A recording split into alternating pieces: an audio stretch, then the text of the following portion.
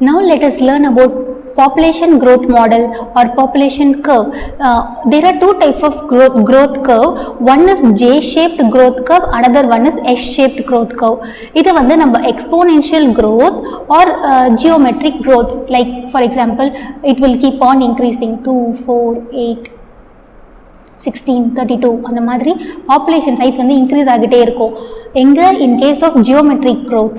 In case of logistic growth, it is going to be sigmoid in nature. So இதை நீங்கள் ஞாபகம் வச்சுக்கோங்க. There are two types of growth curve. ஒன்று வந்து J-shaped growth curve, another one is S-shaped growth curve. This J-shaped growth curve comes under exponential growth or geometric growth, and this S-shaped growth curve comes under logistic growth or the sigmoid growth.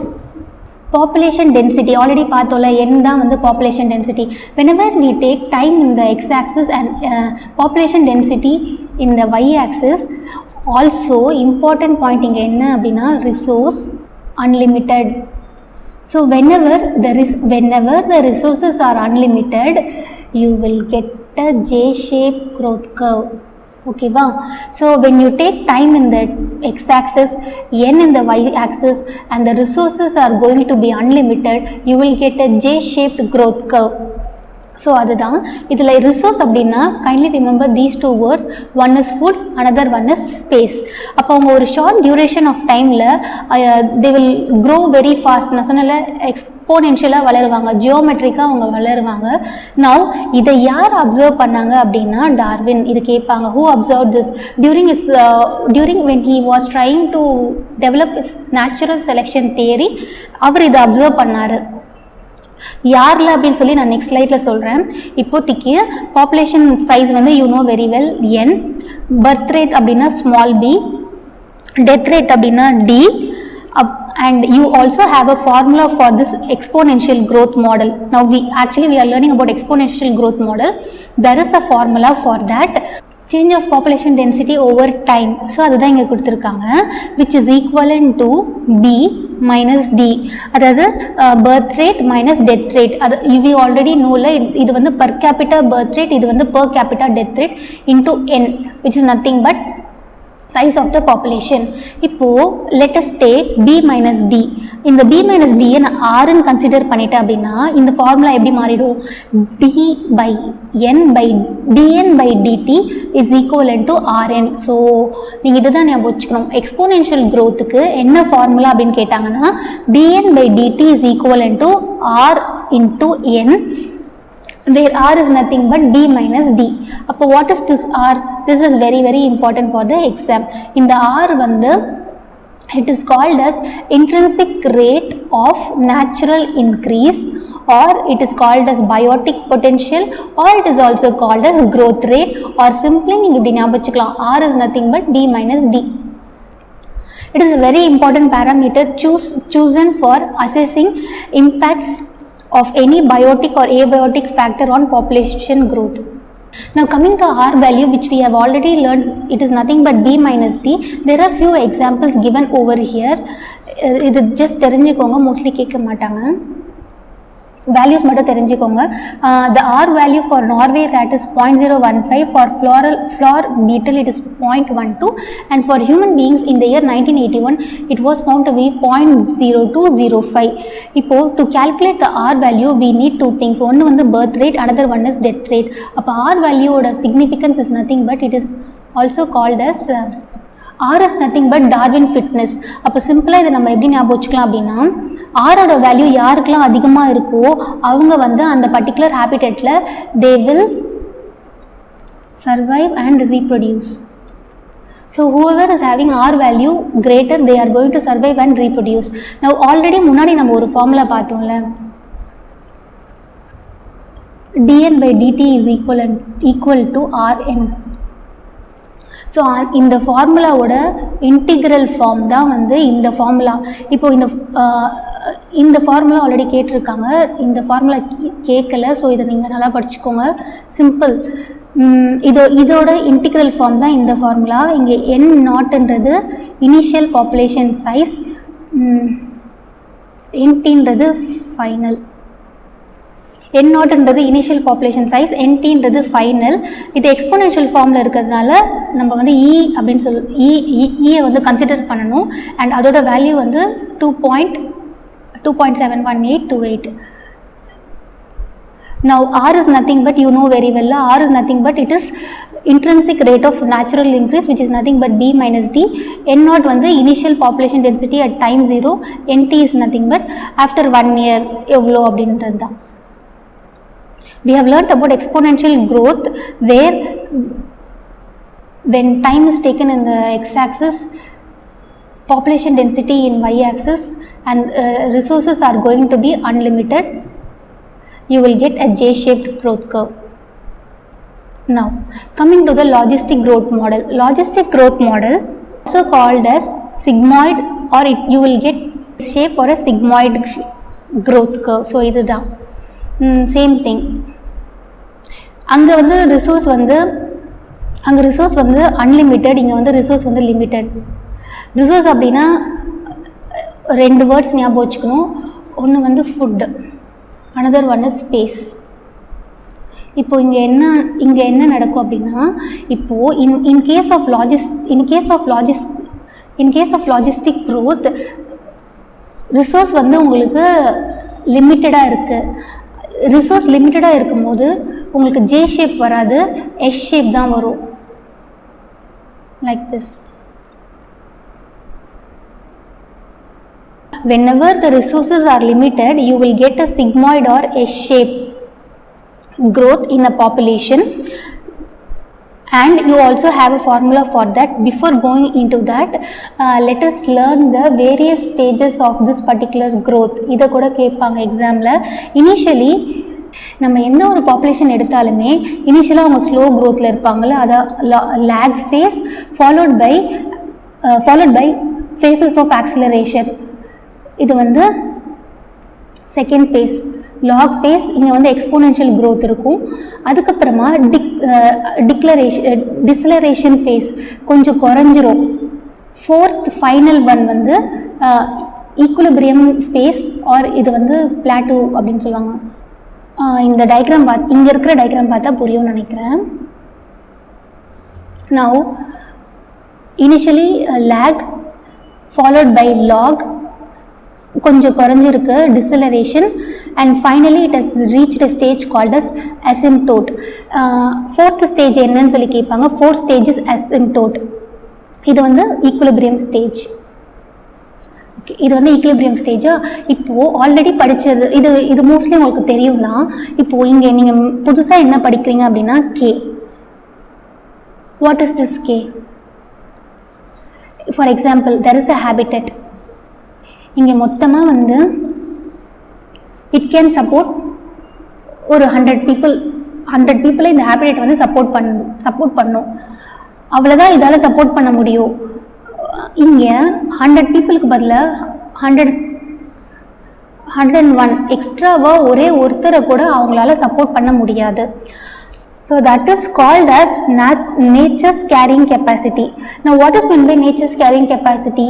ஒரு particular habitatல you have a resource which is nothing but food and space. So இந்த nature என்ன பண்ணும் அப்படின்னா, இருக்கிற ஃபுட்டுக்கும் ஸ்பேஸ்க்கும் ஏற்ற மாதிரி தான் வந்து ஹேபிட்டேட்டை சப்போர்ட் பண்ண முடியும். ஓகேவா? இல்லை அப்படின்னா தட் மைட் ஒருவேளை இன்க்ரீஸ் இன் பாப்புலேஷன் இன்க்ரீஸ் ஆச்சு அப்படின்னா it might lead to the competition. Because resource வந்து இங்கே லிமிட்டடாக இருக்கும் போது you will have competition between 2 species. that is a way of so since you are going to have a competition among the species, nature has a way to limit the species in that particular habitat. adha vandu we will call it as nature's carrying capacity. So இப்போ you have population அப்படின்னா initially log அப்புறமா வந்து exponential phase, ஃபைனலாக they are reaching the K. இப்போ இந்த Kக்கு மேலே population வளராது, அதுதான் வந்து லிமிட். இதுக்கு மேலே it will not exceed. So இந்த K is nothing but nature's carrying capacity where N is equal to T. இதுதான் இம்பார்ட்டண்ட். ஸோ இனிஷியலாக லேக், அப்புறம் லாக், அப்புறமா வந்து டிசலரேஷன் அப்புறமா அசிம்டோட்டில் இது வந்து பாப்புலேஷன் டென்சிட்டி n. இப்போ இதுதான் வந்து k. when population reaches k you have equilibrium. இதுக்கு மேலே வந்து in nature a given habitat has enough resource to support a maximum possible number beyond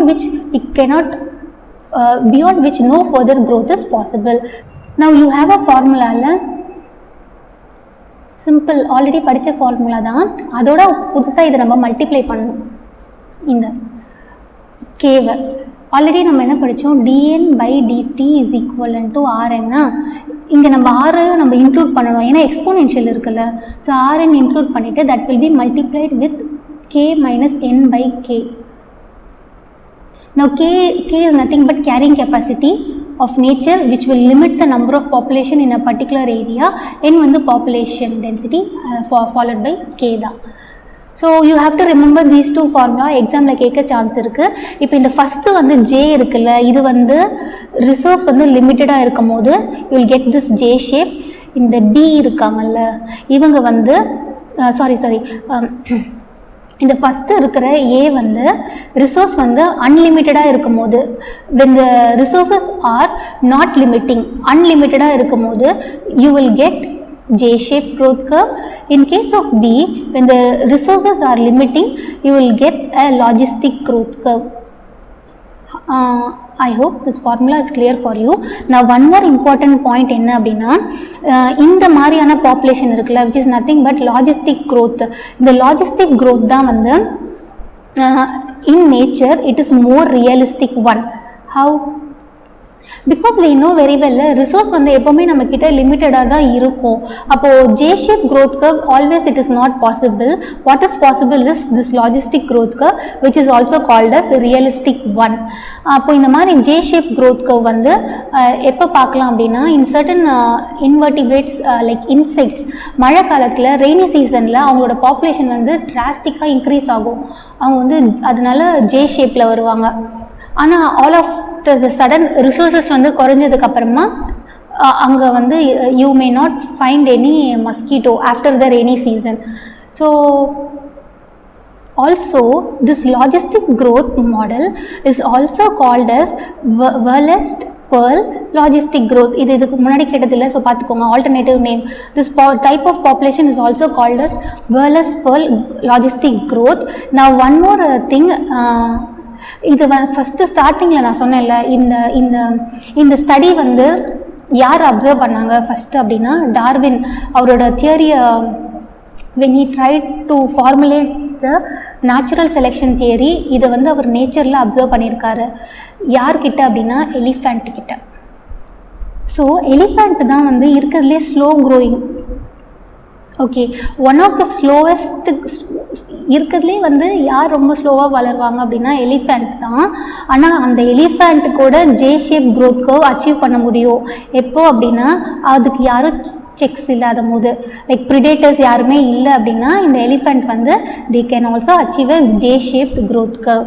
And this was told by Darwin. ஞாபகம் வச்சுக்கோங்க இந்த point.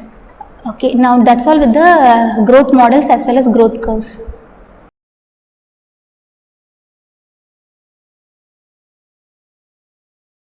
Now let us solve this question.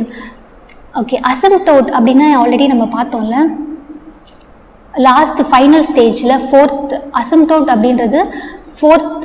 After deceleration you will have asymptote in a logistic growth curve is obtain when. எப்போ கிடைக்கும்? நம்ம முன்னாடி ஸ்லைடில் பார்த்தோம்ல, when k is equivalent to n. இதுதான் இப்படி இருக்கா. அசிம்டோட் என்ன அசிம்டோட் அப்படின்னா ஈக்குலிபிரியம் ஸ்டேஜ். இது வந்து n, இது வந்து k. when k is equivalent to n, asymptote stage வந்து obtain ஆயிடுச்சு அப்படின்னு அர்த்தம். Okay, second one, when does the growth rate of a population following the logistic model equal to 0? Okay, அவங்களே வந்து ஃபார்முலா கொடுத்துட்டாங்க. ஸோ நம்ம சிம்பிளாக வந்து ஆப்ஷன்ஸை வந்து அதில் அப்ளை பண்ணணும். ஈஸி தான். dn/dt is equal to rn 1 minus n by k. So இதில் நீங்கள் வந்து ஃபோர்த் ஆப்ஷன் பார்த்தீங்க அப்படின்னா when n by k is exactly 1, when n by k is equivalent to 1, so what is going to happen? Rn 1 minus 1, which is nothing but 0. அப்போ anything into 0, that is 0. When does the growth rate of a population following the logistic growth model become 0? When n by k is exactly 1. Next, a small topic which is called as life history variation. Population, okay fine, evolution அப்படினாலே I told you to remember two things. ஒன்று வந்து for survival, another one is for reproduction. Populations evolve to maximize their reproductive fitness in that habitat in which they live, and in the reproductive fitness தான் நம்ம R value, R அப்படின்னு சொல்லுவோம். R is directly proportional to Darwin fitness. Darwin fitness is nothing but reproductive fitness. Darwin fitness is nothing but reproductive fitness. R is directly proportional to Darwin fitness, where R is B minus D. So அதான் யாருக்கெல்லாம் அதிகமான R value இருக்கோ அவங்க தான் வந்து ரீப்ரடக்டிவ்லி fit, which means during the course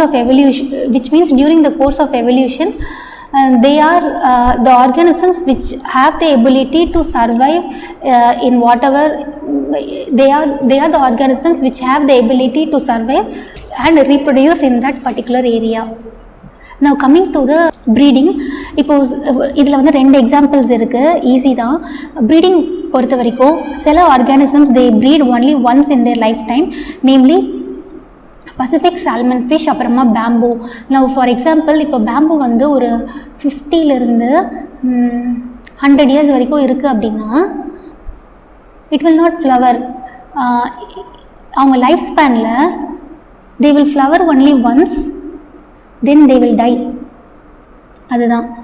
Now there are few organisms which can breed many times, namely birds and mammals. Only once அப்படின்னா Pacific salmon bamboo, many times அப்படின்னா birds and mammals. Now coming to offspring, இது ரொம்ப easy. ஆஃப்ஸ்ப்ரிங்ஸை பொறுத்த வரைக்கும் some produce a large number of small size offspring,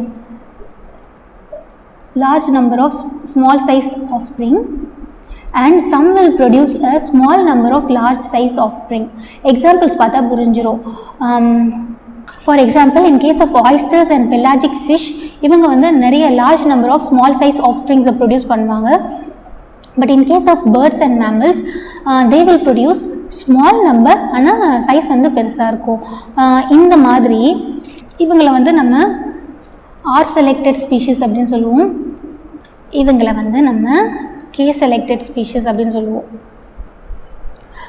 That's all with life history variation. Here you have to remember, higher the R value, maximum their reproductive fitness, that is directly proportional to the Darwin fitness. Next we will learn about population interaction, most important topic as well as interesting topic of this particular chapter. Interactions can be two types. It can be intraspecific interaction as well as interspecific interaction. Intraspecific அப்படின்னும் போது interaction occurring between the same species, deer அந்த மாதிரி, ஓகேவா. interspecific அப்படின்னும் போது in between two different species like cat and dog. Okay, we have two types of interactions, namely intraspecific and interspecific. இப்போ இன்டராக்ஷன்லேயே வந்து ரெண்டு டைப் இருக்குது. ஒன்று வந்து positive, another one is negative.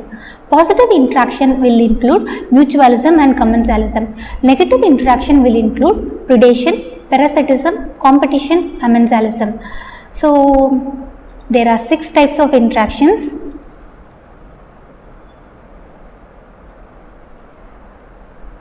அதில் ரெண்டு வந்து மியூச்சுவலிசமும் கமென்சாலிசமும் இட் கம்ஸ் அண்டர் பாசிட்டிவ், மற்ற நாலுமே இட் கம்ஸ் அண்டர் நெகட்டிவ். இது எக்ஸாமில் கேட்கலாம். Next predation, parasitism and commensalism, they are going to share a common character which is nothing but அவங்க வந்து interacting population வந்து பக்கத்தில் இருப்பாங்க. அதாவது இப்போ you have species A and species B, இவங்க வந்து பக்கத்தில் இருப்பாங்க. in case of predation, parasitism and commensalism. இப்போ புரியலனாலும் upcoming slides you will be able to understand. Okay. Now before that, population interaction முக்கியமான பாயிண்ட் என்ன அப்படின்னா, எந்த ஒரு ஆர்கானிசம் நம்ம எடுத்துக்கிட்டாலும் அவங்களால தனியாக இந்த உலகத்தில் வாழ முடியாதுல்ல. Let's take for example tree எடுத்துக்கிட்டோம் அப்படின்னா, even though they are autotrophs, primary producers, they cannot survive alone without the help of soil microbes, animals. Tree need actually tree வந்து they need animals for the seed dispersal. அதே மாதிரி they need microbes they need microbes for nitrogen fixation. அப்போது even though அவங்க primary ப்ரொடியூசராக இருந்தாலும் they cannot survive in the world all alone. அப்போ they have to interact with another organism. So அதுதான் வந்து நம்ம population interaction அப்படின்னு சொல்லுவோம். So population interactionல what is meant by biotic community? Biotic community is nothing but interaction of plants who are producers, microbes who are decomposers, அப்புறம் animals who are consumers. இது easy தான், ஞாபகம் வச்சுக்கோங்க. பயோட்டிக் கம்யூனிட்டியில் you will have biotic community include 3 species, namely plant, animal and microbes. அவங்களோட interaction தான் வந்து biotic community அப்படின்னு சொல்லுவோம். அதுக்கப்புறமா பாப்புலேஷன் இன்ட்ராக்ஷனுக்கு வந்து we will give a symbols like if it is a beneficial interaction அப்படின்னா positive, if it is a negative, detrimental, harmful அப்படின்னா we will give it as negative. இருந்தாலும் ஒன்றும் இல்லை, இல்லைனாலும் ஒன்றும் இல்லை, there is no harm, no benefit அப்படின்னா neutral, zero. And one more important thing, நம்ம இந்த சாப்டரில் படிக்கிறது எல்லாமே வந்து mostly it comes under interspecific interaction. இது எக்ஸாமில் கேட்பாங்க, ஞாபகம் வச்சுக்கோங்க. ஏன்னா 2 டைப் இருக்குல்ல. நம்ம படிக்கிறது எல்லாமே வந்து interspecific interaction, which is nothing but interaction between 2 different species. அதாவது ஸ்பீஷீஸ் ஏ வேறு, அதே மாதிரி ஸ்பீஷீஸ் பின்றது வேறு. 2 different species. Now coming to the first type of interaction. Okay, now coming to the first type of interaction. இதில் நீங்கள் important இந்த இன்ட்ராக்ஷன்லேயே எது important அப்படின்னா, இது வந்து நெகட்டிவ் இருக்குல்ல. அப்போது இது வந்து it comes under 2 type of interaction பார்த்தோம்ல. ஒன்று வந்து positive, another one is negative. now this comes under negative type of interaction. இதில் மெயினாக என்ன அப்படின்னா, predator will kill the prey. எக்ஸாமில் கேட்பாங்க, name the interaction where one species is going to die அப்படின்னா predation. இதில் தான் predator are nothing but they will catch and they will kill the prey. It comes under negative type of interaction. Most common example வந்து tiger and the deer, followed by sparrow eating any seed. இப்போது ஜென்ரலாக predation அப்படின்னா we know very well tiger and deer அப்படின்றது தான் நம்மளுக்கு ஞாபகம் வரும்.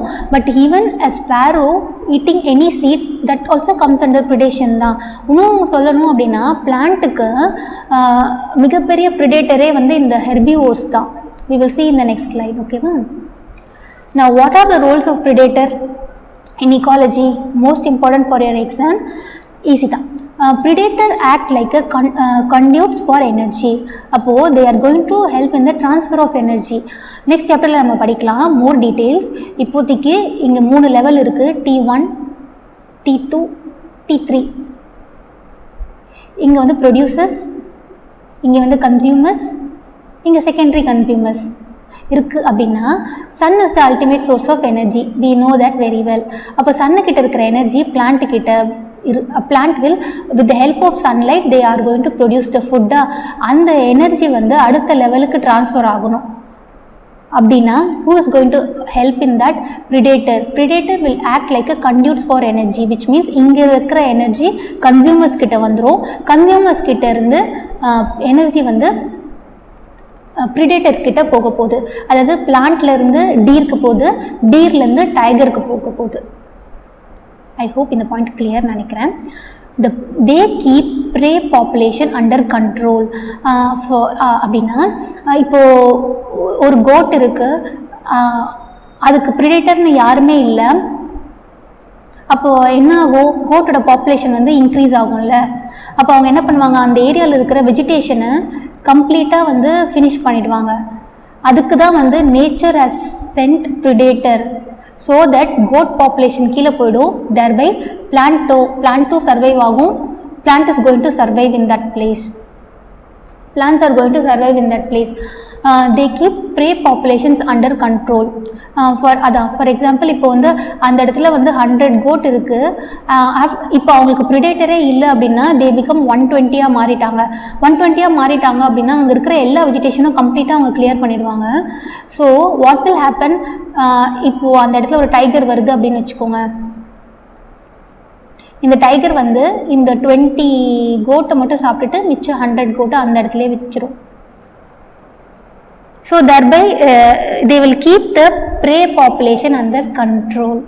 I hope it is clear. Now coming to biological control, இது மோஸ்ட்லி வந்து அக்ரிகல்ச்சரில் தான் வந்து யூஸ் பண்ணுவோம். What is meant by biological control? Bio அப்படின்னா லைஃப்பில். இப்போ அக்ரிகல்ச்சரில் ஐ ஆல்ரெடி டோல்ட் யூ, இப்போது சில இன்செக்ட்ஸ்லாம் இருக்குது, they will go and eat the plant. ஓகேவா, நம்மளோட க்ராப் பிளான்ட்டை இந்த இன்செக்ட்ஸ் வந்து சாப்பிடும்.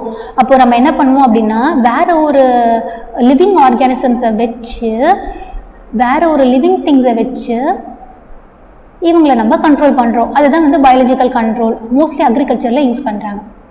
Now next important point, predators also help in maintaining the species diversity in the community by reducing the intensity of competition among competing prey species. Now இது நான் வந்து next ஸ்லைடில் உங்களுக்கு சொல்லித்தரேன். வெரி இம்பார்ட்டண்ட் ஆனால் ஈஸி தான். Next there is an example. In the year 1920 ஆஸ்திரேலியாவில் என்ன நடந்துச்சு அப்படின்னா, they introduced a plant called as prickly pear cactus. Now இந்த பர்டிகுலர் இது வந்து it is nothing but opensia தான். ஓகேவா, அதுக்கு முன்னாடி பேர் வந்து prickly pear cactus. ஸோ இவங்க வந்து இது ஆஸ்திரேலியாவில் இன்ட்ரடியூஸ் பண்ணாங்க. It is not native to Australia, it has been introduced inside the Australia. Since it is not a native species, இந்த எக்ஸாட்டிக் ஸ்பீஷிஸ் ஆல் இந்த இன்வேசிவ் ஸ்பீஷிஸ் வந்து என்ன பண்ணுவாங்கன்னா they will spread so fast so that they will take up so much of land and they will spread so fast and they will compete with the native species. So நேட்டிவ்க்கும் இந்த non நேட்டிவ்க்கும் உங்களுக்கு competition நடக்கும். அதில் இந்த non native species தான் mostly win பண்ணுவாங்க. ஏன்னா வந்து அவங்களுக்கு அந்த இடத்துல நேச்சுரல் ப்ரிடேட்டர் அப்படின்றது யாருமே கிடையாதுல்ல. there is no one to control them. So this has created a problem in Australia. அப்போ அதுக்கான சொல்யூஷன் என்ன அப்படின்னா, இப்போ இந்த ஒப்பன்ஷியா கேக்டஸ் பிளான்ட்டை எங்கேருந்து கொண்டு வந்தாங்களோ அதே இடத்துலேருந்து நம்ம வந்து கேக்டஸ் ஈட்டிங் மாத்தை நம்ம கொண்டு போய் ஆஸ்திரேலியாவில் வச்சா என்ன ஆகும், இந்த கேக்டஸ் ஈட்டிங் மாத் வந்து இந்த ஒப்பன்ஷியா பாப்புலேஷனை குறைச்சி விட்டுருவாங்க. ஐ ஹோப் புரியுதுன்னு நினைக்கிறேன். ஒன் மோர் டைம் ரிப்பீட் பண்ணுறேன். ஒன்றும் இல்லை, ஆஸ்திரேலியாவில் ப்ரிக்லி பியர் கேக்டஸை இன்ட்ரடியூஸ் பண்ணாங்க. Since it is a exotic species, ரேப்பிடாக அது வந்து மல்டிப்ளை ஆகிடுச்சு அந்த இடத்துல. So to control the population of the prickly pear cactus in the prickly pear cactus, to control the population of prickly pear cactus, இந்த கேக்டஸை எங்கேருந்து எடுத்துகிட்டு வந்தாங்களோ அதே இடத்துலேருந்து cactus feeding moth which is nothing but a predator of this cactus அதை கொண்டு வந்து they have reduced the population size of the cactus. இங்கே ஒரு பாயிண்ட் நம்ம பார்த்தோம்ல, predator also help in maintaining the species diversity in a community by reducing the intensity of competition among the competing prey species. அப்படின்னா என்ன, there is a rock, ஓகேவா, அந்த ராக்கில் ஒரு star fish வந்து வளருது. there is a rock, அந்த ராக்கில் ஒரு star fish வந்து வளருதா, அதே சேம் ராக்கில் இந்த மசில்ஸும் வளருது, இந்த பர்னாக்கல்ஸும் வளருது. Okay, what is keystone species அப்படின்றது இது முடிச்சுட்டு நான் சொல்லித்தரேன்.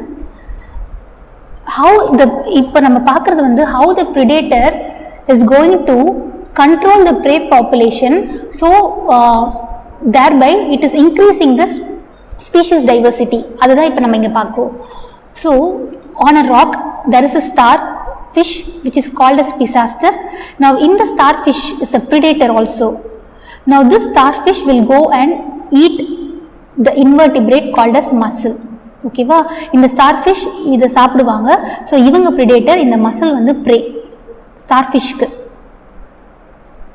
இது வரைக்கும் புரிஞ்சுதுல? நவ் இப்போது இந்த இடத்துல இந்த ஸ்டார்ஃபிஷ்ஷை நான் ரிமூவ் பண்ணுறேன் experimentally when I remove the starfish. இப்போ இங்கே என்ன நடக்கும் அப்படின்னா, இந்த மசில்ஸ்க்கும் பர்னாக்கிள்ஸ்க்கும் உங்களுக்கு காம்படிஷன் நடக்கும். இதில் what you have to understand is, muscle அப்படின்றது அவங்க ஒரு டாமினன்ட் காம்படிட்டர், பர்னாக்கிள்ஸ் அப்படின்றது அவங்க வந்து ஒரு வீக்கர் காம்படிட்டர். ஸோ இவங்க டாமினன்ட் காம்படிட்டர் அப்படின்னும் போது ஆப்வியஸ்லி பர்னாக்கிள் வந்து அந்த இடத்துலேருந்து எலிமினேட் ஆகிடுவாங்க. They will exit from the place. எப்போ அப்படின்னா, இந்த ஆப்சன்ஸ் ஆஃப் ப்ரிடேட்டர் ஸ்டார்ஃபிஷ். புரியுதா?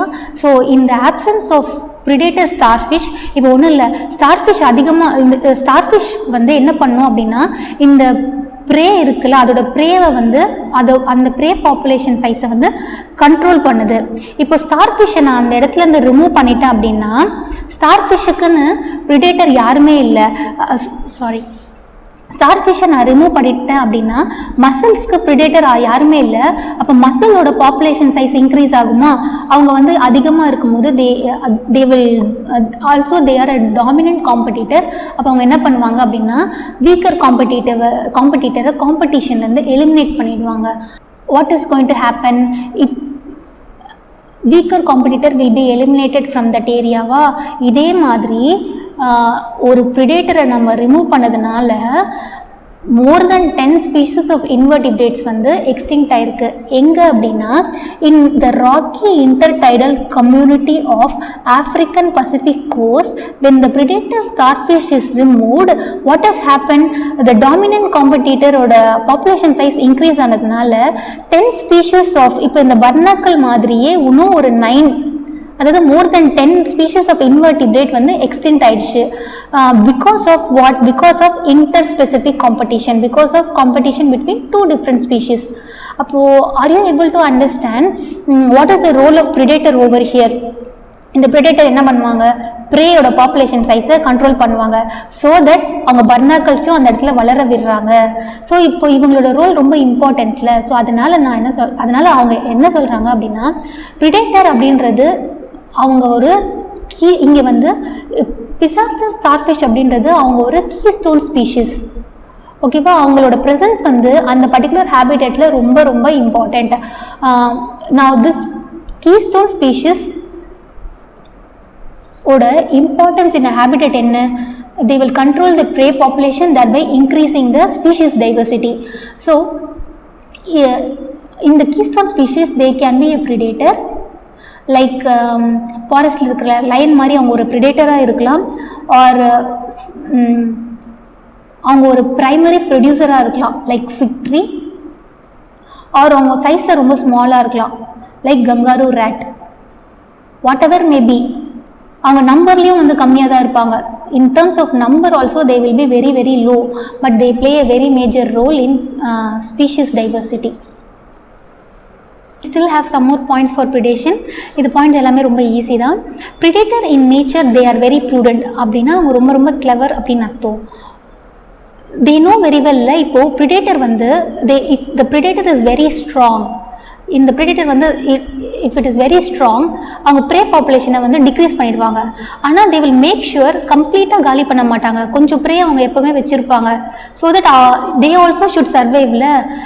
ப்ரே பாப்புலேஷன் கம்ப்ளீட்டாக இல்லை அப்படின்னா ப்ரிடேட்டரும் வந்து எக்ஸ்டிங்க்ட் ஆகிடுவாங்க. So they are very prudent in nature. Also இந்த ப்ரே வந்து ப்ரிடேட்டர் கிட்டேருந்து எஸ்கேப் ஆகிறதுக்கு நேச்சர் வந்து அவங்களுக்கு சில பெனிஃபிட்ஸ் கொடுத்துருக்காங்க. என்னன்னா, to lessen the prey species has evolved in various way to lessen the impact of the predation. Probably இது நீங்கள் பார்த்துருப்பீங்கல்ல, லைக் ஃப்ராகும் சில இன்செக்ட்ஸ் லைக் கிராஸ்ஹாப்பரும் they have the ability to camouflage themselves. அதாவது பேக்ரவுண்டில் என்ன கலர் இருக்கோ அதை வந்து அவங்க எடுத்துப்பாங்க. இந்த கண்டிஷனை வந்து நம்ம கிரிப்டிக் கலரேஷன் ஆர் கிரிப்டிக்கலி கலர்ட் அப்படின்னு சொல்லுவோம். இன்செக்ட்ஸ்க்கும் ஃப்ராக்ஸ்க்கும் இது வந்து அப்ளிகபிள். ஸோ ப்ரிடேட்டருக்கு வந்து டக்குன்னு பார்த்தா தெரியாது அங்கே ஒரு ஃப்ராக் இருக்குது, இன்செக்ட் இருக்குது அப்படின்னு. இது ஒரு way of escaping from the predator. Second வந்து பாய்ஸ்னஸ் ப்ரேஸ். மொனார்க் பட்டர்ஃப்ளை இருக்குல்ல, இந்த மொனார்க் பட்டர்ஃப்ளை வந்து இந்த மொனார்க் பட்டர்ஃப்ளைக்கு பேர்டு தான் வந்து ப்ரிடேட்டர். ஸோ இந்த பேர்ட் கிட்டேருந்து எஸ்கேப் ஆகிறதுக்கு மொனார்க் பட்டர்ஃப்ளை என்ன பண்ணுன்னா அவங்களோட கேட்டர்பில்லர் ஸ்டேஜில் ஒரு பாய்ஸ்னஸ் வீடை சாப்பிட்டு அவங்க பாடியில் வந்து அந்த பாய்சனை அக்யூமுலேட் பண்ணி வச்சுப்பாங்க. அண்ட் பேர்ட் வந்து மொனார்க் பட்டர்ஃப்ளையை சாப்பிடும் போது அது வந்து அவ்வளோவா டேஸ்ட்டாக இருக்காது, டிஸ்டேஸ்ட்ஃபுல். ஸோ தட் இந்த பேர்ட் என்ன பண்ணும் அப்படின்னா மொனார்க் பட்டர்ஃப்ளையை சாப்பிடாது. ஸோ இதுவும் ஒரு type of escaping from the predation தான். நான் ஆல்ரெடி சொன்னல பிளான்ட்டுக்கு மிகப்பெரிய ப்ரிடேட்டரே வந்து ஹெர்பிவோர்ஸ் தான் அப்படின்னு. ஸோ இங்கே கொடுத்துருக்காங்க பாருங்கள், nearly 25% of all insects are phytophagous, which means ஃபைட்டோனாலே ஆல்வேஸ் பிளான்ட், ஃபேகஸ் அப்படின்னா சாப், பிளான்ட்டோட sap and other parts of the plants சாப்பிட்றவங்க தான் வந்து ஃபைட்டோஃபேகஸ். ஸோ இதுக்கு நான் ஒரு எக்ஸாம்பிள் சொல்கிறேன், புக்கில் இல்லை ஆனால் லாஸ்ட் இயர் வந்து என்னாச்சு, வி ஹேட் இல்லை லோக்கஸ்ட் அட்டாக் இல்லை எங்கள் குஜராத்தில்.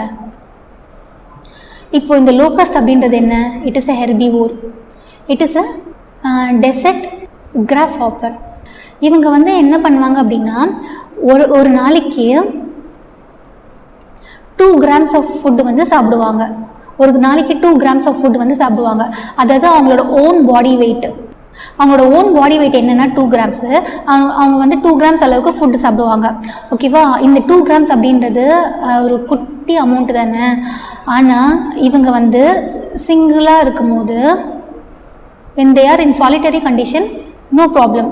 பட் அவங்க எப்போவுமே கூட்டமாக தானே இருப்பாங்க, கிரிகேரியஸாக இருப்பாங்க. அப்போ அவங்க என்ன பண்ணுவாங்க அப்படின்னா அந்த பர்டிகுலர் அந்த அவங்களோட காலனி இருக்குல்ல, they have the ability to destroy 35 they have the ability to destroy ஒரு 35,000 people சாப்பிட வேண்டிய ஃபுட்டை ஒரே நாளில் அவங்க சாப்பிட்டு காலி பண்ணிடுவாங்க. So that's why they are very dangerous. அதனால தான் நான் சொன்னேன் பிளான்ட்டுக்கு மிகப்பெரிய எனிமியே வந்து இந்த ஹெர்பிவோர்ஸ் தான். So we have to control them and luckily they have controlled it also. Now plants la வந்து we have one more important thing என்னன்னா லைக் ப்ரே மாதிரி. இப்போ லயன் அட்டாக் இருக்கும்போது டியர் வந்து அந்த இடத்துலேருந்து ஓடி போயிடும்ல, but plant cannot run away from that place. அப்போ they have to find some other way to escape from the predator. ஒன்று வந்து morphological defence, another one is chemical defence. Morphological defence நம்ம already பார்த்தது தான்.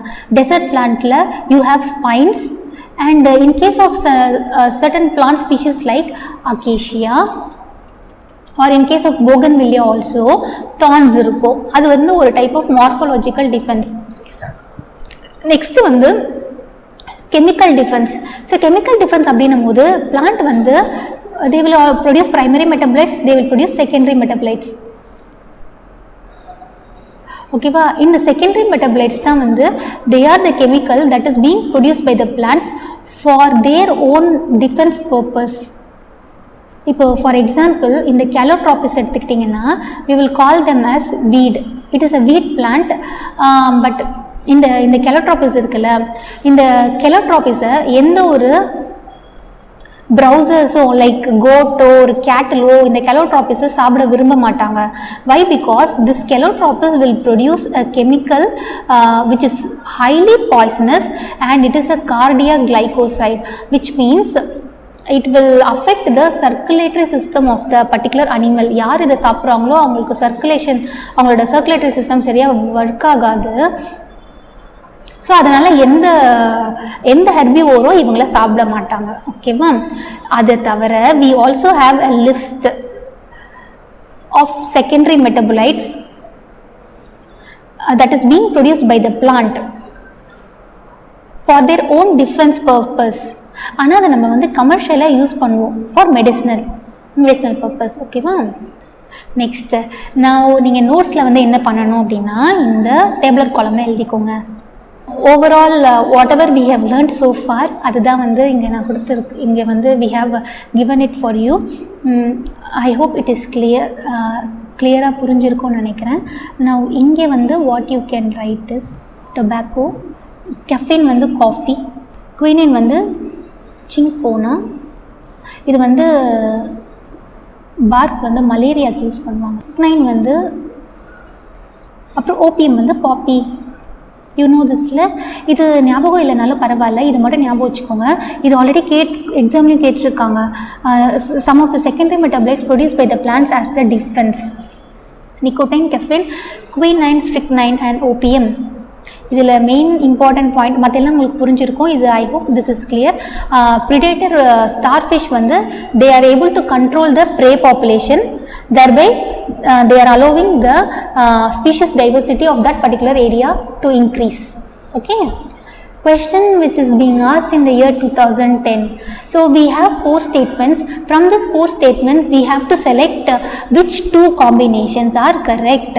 இப்போ இந்த மாதிரி questionல நீங்க என்ன பண்ணணும்னா ஆப்ஷன்ஸை ஃபஸ்ட்டு பாருங்கள், அப்புறமா இருக்கிறதுல எந்த ஸ்டேட்மெண்ட் ரொம்ப ஸ்மால் ஸ்டேட்மெண்ட்டாக இருக்குன்னு பார்க்கலாம். Predator ultimately lead to the extinction of prey species. No, predators are prudent. Prey species extinct ஆச்சுன்னா predator extinct ஆயிடுவாங்கல்ல. We have to select correct one. அப்போது this will not come, this will not come. அப்புறம் you have 1 and 4ல இதில் A ரெண்டுத்துலையுமே இருக்குது. அப்போ அதை நம்ம check பண்ண வேண்டாம். We will go to B or D. I will take D. It is easy for me. So இங்கே வந்து என்னென்னா production of chemicals such as nicotine, strychnine by the plants are metabolic disorders அப்படின்னு கொடுத்துருக்காங்க. No, it is secondary metabolites. So this will not come. ஆப்வியஸ்லாக option A alpha is the right answer. So இங்கே என்ன கொடுத்துருக்காங்க, a lion eating a deer and a sparrow feeding on a grain are ecologically similar in being consumers. So right answer is A and B.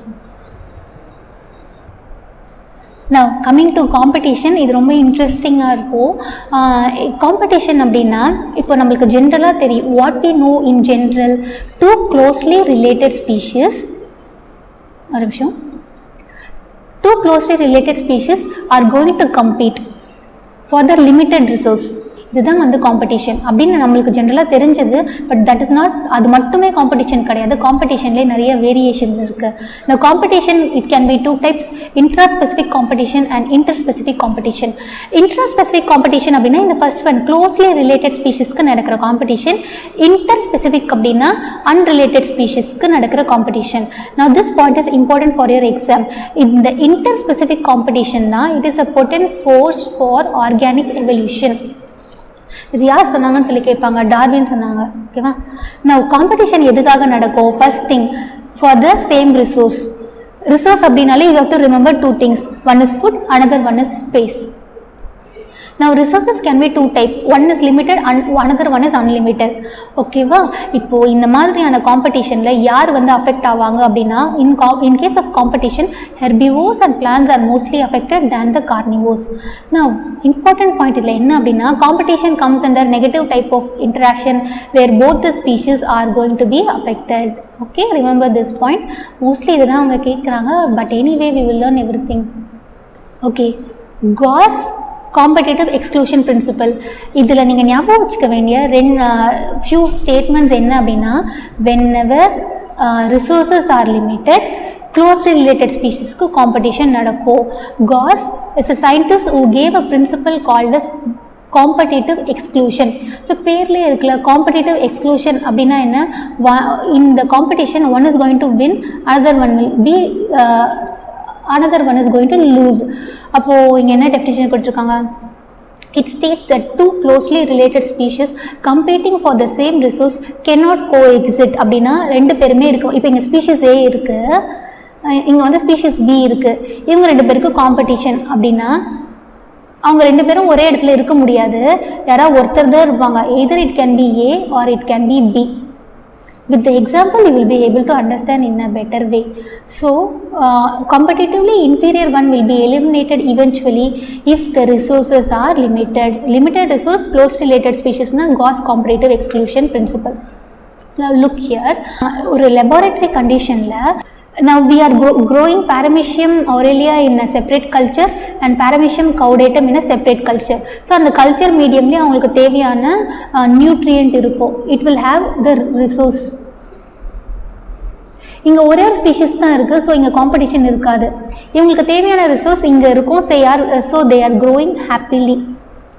இப்போது என்ன நடக்குது அப்படின்னா, நம்ம இந்த Paramecium aurelia-வையும் Paramecium caudatum-ஐயும் ஒரே பெட்ரி பிளேட்டில் வளர்க்குறோம் அப்படின்னா ரிசோர்ஸ் வந்து இங்கே ஃபஸ்ட்டு குறைஞ்சிடுது, லிமிட்டட் ஆகிடுச்சுல, ரிசோர்ஸஸ் ஹஸ் பிகம் லிமிட்டட். அப்போ இவங்க ரெண்டு பேருக்குமே what is going to happen, competition is going to happen. அப்போது Paramecium ப்ளூ கலரில் இருக்காங்களா aurelia, அவங்க வந்து they will compete very fast and Paramecium caudatum is going to lose the competition. So who will use the resource in a better way அப்படின்னா aurelia தான். So let us see the question which is asked in the year 2016. Gauss principle of competitive exclusion states that go to option number 3. No two species can occupy the same niche indefinitely for the same limiting resource. So yeah, that is the answer. அதான் no two species, எந்த ரெண்டு ஸ்பீஷீஸும் same நிஷ் occupy பண்ண முடியாது. அதாவது resource அப்படின்னு அர்த்தம். நிஷ் அப்படின்னா என்னென்னு ஆல்ரெடி நம்ம பார்த்துட்டோம்ல. ஸோ அதுதான். இஃப் யூ டோன்ட் ரிமெம்பர், இப்போ you have a habitat. Habitat is a place where the organism is going to grow. Niche அப்படின்றது அந்த ஸ்மால் ஹேபிட்டட்குள்ளே இருக்கிற small area. You have a habitat, அந்த ஹேபிட்டட்டில் ஒரு ஸ்மால் போர்ஷன் தான் வந்து niche. Habitat will include niche. Niche அப்படின்றது functional role of an organism. அது அங்கே என்ன பண்ணுது அப்படின்னு அர்த்தம்.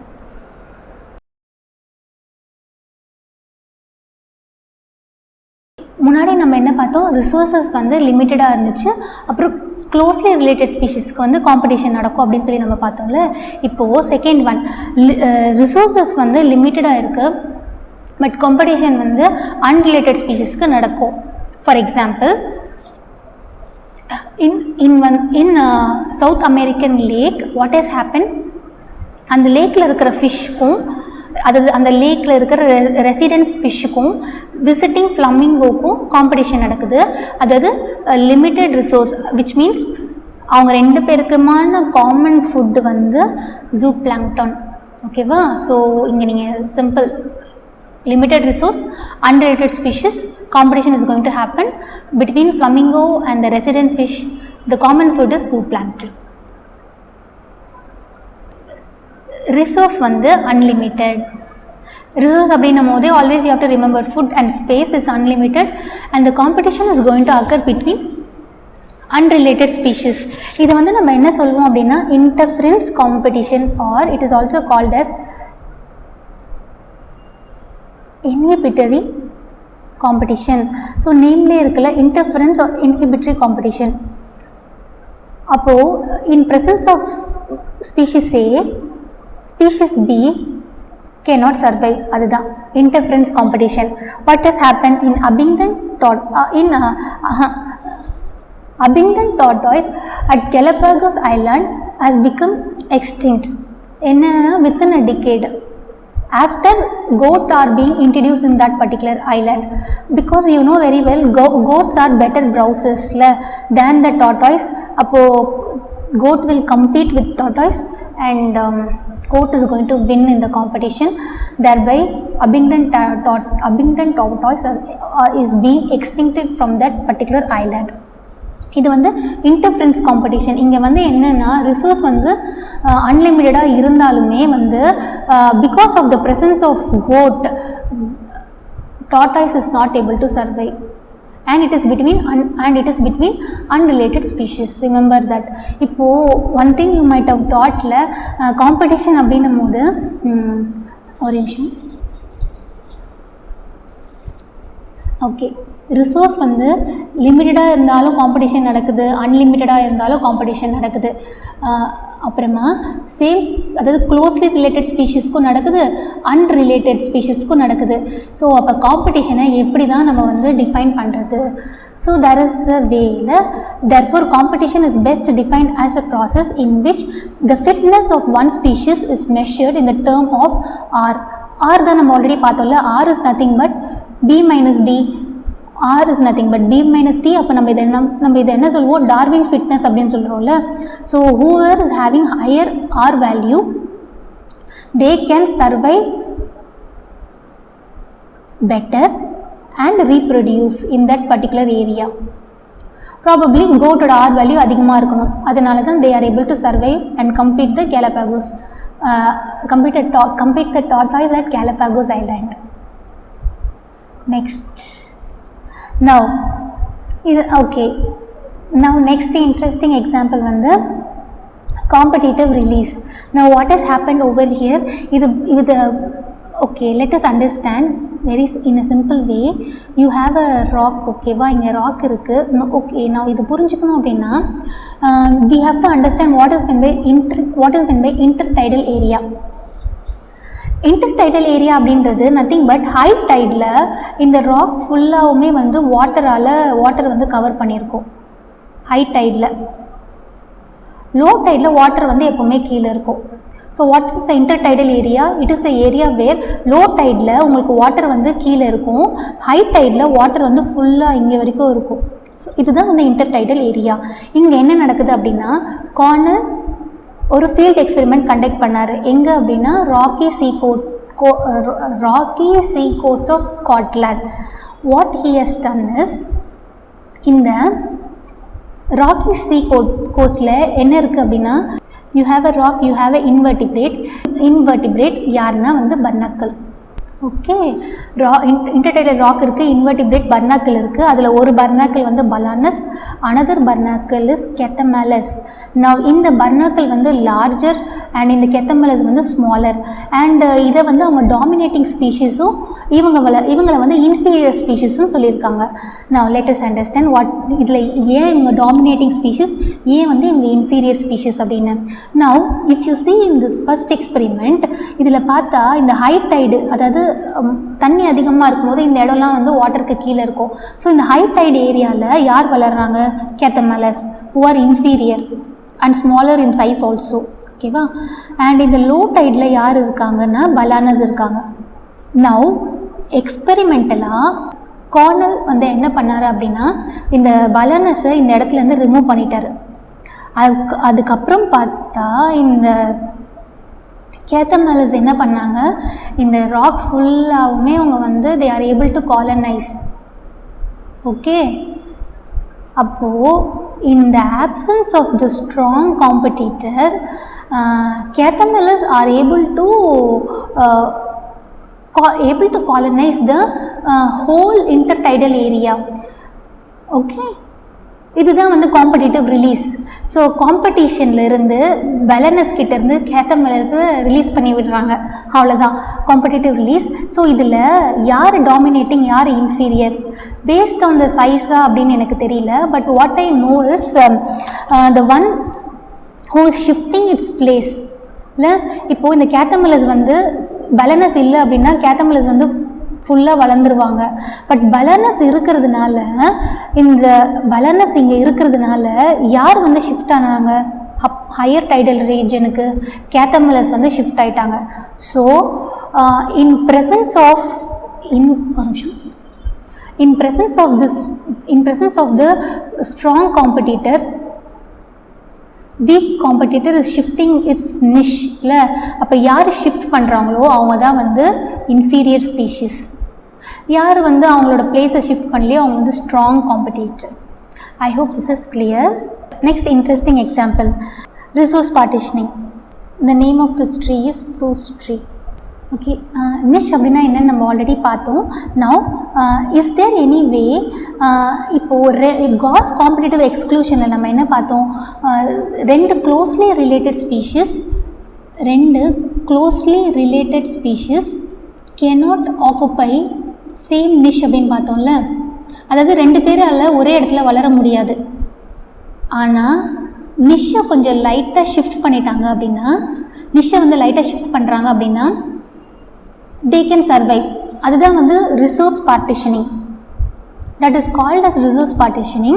Now here this was given by the scientist MacArthur. What he has found is there is something called as coexistence. அப்போ ரெண்டு பேருமே ஒரே நிஷ்ல இருக்க முடியும். எப்போ அப்படின்னா அவங்களோட நிஷ்ஷை வந்து அவங்க வந்து கொஞ்சம் ஷிஃப்ட் பண்ணால் ரெண்டு பேருமே ஒரே இடத்துல இருக்கலாம். இப்போது யூ ஹாவ் அ ஃபாரஸ்ட், அதுதான் வந்து ஹேபிட்டட், அதில் இந்த ட்ரீ தான் வந்து நிஷ் அப்படின்னா இந்த நிஷ்ல more than 5 people can occupy அப்படின்னு சொல்லி மேக்கார்த்தர் with the help of warbler which is a bird அதை வச்சு அவர் கன்க்ளூட் பண்ணியிருக்காரு. Species facing competition evolve mechanism to promote coexistence rather than exclusion. Instead of being excluded in nature, this is also possible where 5 பேருமே ஒரே நிஷ்ல இருக்கலாம் when they are going to share instead of fighting. So that is called as resource partitioning. அதை எப்படி நம்ம வந்து how we can partition the niches. இப்போது இந்த tree எடுத்துக்கிட்டோம் அப்படின்னா இங்கே ஒரு 5 வேப்லர்ஸ் இருக்காங்களா, இந்த 5 வேப்லர்ஸும் என்ன பண்ணுவாங்க அப்படின்னா ஒருத்தர் ஒரு நிஷ்ல ஆக்குபை பண்ணுவாங்க. இவங்க வந்து இந்த வேப்லர் வந்து லோவர் பாட்டமில் ஆக்குபை பண்ணுறாங்க, இவங்க வந்து கொஞ்சம் அப்பரில் இருக்காங்க, இவங்க இன்டர்மீடியட்டில் இருக்காங்க, இவங்க வந்து கார்னரில் இருக்காங்க. லைக் தட் ஒரே நிஷ்ஷு தான், அந்த நிஷ்ஷை வந்து கொஞ்சம் ஸ்லைட்டாக வந்து ஷிஃப்ட் பண்ணதுனால இந்த 5 பேரும் ஒரே இடத்துல சர்வை பண்ணுறாங்க. 5 பேரும் ஒரே இடத்துல சர்வை பண்ணுறாங்க. ஆல்சோ எப்படி சர்வை பண்ணுவாங்க அப்படின்னா அவங்களோட ஃபீடிங் அண்ட் ஃபோரேஜிங் பேட்டர்ன்ஸை அவங்க சேஞ்ச் பண்ணதுனால. Like these birds will generally eat insects and ஃப்ரூட்ஸில். ஸோ அவங்களோட நிஷ்ஷை வந்து அவங்க கொஞ்சம் லைட்டாக ஷிஃப்ட் பண்ணதுனால all the 5 are able to coexist. We will call this as resource partitioning. Now summary, very important. Whenever we talk about cause அப்படின்னா please remember 2 things: closely related species, limited resource. இது ரெண்டுமே resource வந்து limited, இது வந்து closely related, இது வந்து unrelated. சரியா? இங்கே superior will survive, inferior will exit. அதாவது பேரமிஷம் ஒரேலியா வந்து சர்வைவ் ஆச்சு, கார்டேட்டம் வந்து எக்ஸிங்க்ட் ஆயிடுச்சு. நெக்ஸ்ட்டு வந்து zoo, okay, visiting flamingos, resident fish, common food வந்து zooplankton. Unlimited resourceல unrelated speciesல because of the goat tortoise has become extinctல இது வந்து interference competition or inhibitory competition அப்படின்னு நம்ம சொல்லுவோம். நெக்ஸ்ட்டு வந்து கார்னல்ஸ் ஃபீல்ட் எக்ஸ்பெரிமெண்ட்டில் என்னாச்சு, சுப்பீரியர் பர்னாக்கல் வந்து occupying the lower tide area, smaller barnacle வந்து ஹை டைடில் இருக்கிறாங்க. ஸ்மாலர் பர்னாக்கல் கெத்தமேலஸ் வந்து ஹை டைடில் இருக்காங்க. ஸோ நான் வந்து லோவில் இருக்கிற பர்னாக்கலை ரிமூவ் பண்ணேன் அப்படின்னா I releasing Chthamalus from the competition. Next resource partitioning, MacArthur 2 species competing for same resource என்ன பண்ணலாம் அப்படின்னா இன்ஸ்டெட் ஆஃப் ஃபைட்டிங் அவங்களோட நிஷ்ஷை ஸ்லைட்டாக ஷிஃப்ட் பண்ணாங்க அப்படின்னா 5 பேருமே ஒரே நிஷ்ஷில் இருக்கலாம். So all are going to survive. That's all about competition. Now coming to parasitism, இதில் நிறைய பாயிண்ட்ஸ் இருக்குது, ஆனால் எல்லாமே ஆல்ரெடி தெரிஞ்சது தான், ரொம்ப ஈஸி. parasite அப்படின்னாலே you knowல it is going to be host and parasite. host parasite, ஓகேவா? and one more thing, this also comes under negative type of interaction. okay, many parasites have evolved to be host specific, single species of host. They are parasites are simply parasites or host specific. They tend to co-evolve. Already நம்ம ஒரு term பார்த்தோம், co-exist. இங்கே வந்து co-evolve, அதாவது simple ஹாஸ்ட் evolve ஆகுது அப்படின்னா parasitesம் evolve ஆகணும், அப்போ தான் parasites can survive. okay, if host evolves special mechanism, okay, if host evolves special mechanism for rejecting or resisting the parasite has to evolve mechanism to counteract and neutralize them. Now let us learn the few adaptations of the parasites. Now இதில் one more important thing என்னன்னா, parasites வந்து ஜென்ரலாக ஸ்மாலாக இருப்பாங்க, host வந்து லார்ஜராக இருக்கும், parasites வந்து ஸ்மாலாக இருப்பாங்க. Example சொல்லணும் அப்படின்னா மலேரியா காஸ் பண்ணுற parasite பிளாஸ்மோடியம், ஆனால் அவங்க வந்து parasite ஸ்மாலாக இருப்பாங்க, பட் ஹியூமன் பீயிங்ஸ் கொஞ்சம் லார்ஜராக இருப்பாங்கள்ல, அவங்க வந்து ஹோஸ்ட். இது ஜஸ்ட் உங்களுக்கு புரியறதுக்காக சொன்னேன். இந்த பாயிண்ட் ஞாபகம் இல்லைனாலும் பரவாயில்ல. Now parasites will show a special adaptation. They have loss of unnecessary sense organ. Next they will stick to the host. So the presence so for the sticky nature, what they need adhesive organs or suckers to cling on the host. They have lost their digestive system and high reproductive capability. So இவங்க வந்து are selected species. இவங்க J shape growth curve கிடைக்கும் இவங்களுக்கு. இந்த points ஞாபகம் வச்சுக்கோங்க, கேட்பாங்க எக்ஸாமுக்கு.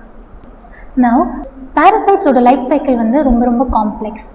ஏன் அப்படின்னா they will have 1 or 2 intermediate host or a vector to facilitate the parasitization of the primary host. So இந்த பாயிண்ட் ஈஸி தான், இங்கே இருக்குது பாருங்கள். Human liver fluke trematode parasite, it is depending on 2 intermediate host, snail and fish. அதாவது human அப்படின்றது அவங்களுக்கு primary host. யாருக்கு? Liver ஃப்ளூக்கு. But it need 2 intermediate host like snail and fish to complete its life cycle. So அதனால தான் அவங்கள வந்து complex அப்படின்னு சொல்கிறோம். நெக்ஸ்ட்டு மலேரியா வந்து malarial parasites need a vector called as mosquito to spread the disease to the host. And one more important thing, majority of the parasite will not harm the host. In predation நம்ம என்ன பார்த்தோம், predator will kill the prey. But parasitesல வந்து என்னென்னா parasites will not kill the host, they will harm the host, they will reduce the survival, growth and reproduction of the host and thereby reducing its population density. They will make the host more vulnerable to the predation by making it physically weak, and so that ஹோஸ்ட்டை ரொம்ப ஃபிசிக்கலாக week பண்ணிவிடுவாங்க. So that predator ஈஸியாக வந்து attack பண்ணலாம்ல ஹோஸ்ட்டை. நீங்கள் இந்த பாயிண்ட்டை ஞாபகம் வச்சுக்கணும். Parasites gets nourishment and shelter from the host but it will not kill the host. Next, there are 2 types of parasites, namely ectoparasites and endoparasite. Ecto na on அப்படி ஞாபகம் வச்சுக்கோங்க, on the host. Endo அப்படின்னா in the host, inside the host. Examples now இதில் வந்து எல்லாமே important, நிறைய வாட்டி example கேட்டிருக்காங்க. ஓகேவா? எக்டோபாரசைட்ஸ்க்கு எக்ஸாம்பிள் வந்து lice on humans and ticks on dog. Marine ஃபிஷ்ஷில் வந்து copy pots, கஸ்கியூட்டா.